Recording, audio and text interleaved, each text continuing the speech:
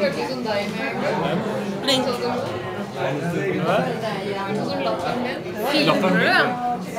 Sitter her og smiler, tenkte jeg du skulle ta film. Skal du ta et sånn nærbilde til, Roy, så må jeg si at jeg er takknemlig for det, altså. Skal du ta med hula i tennene, for eksempel? Nei, jeg skal prøve.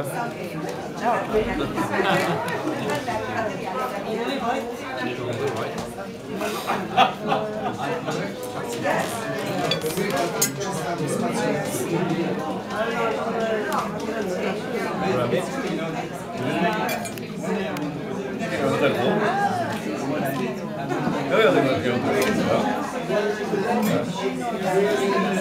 Kvitt ikke det. Det gjør det med alle begge digitale kameraer.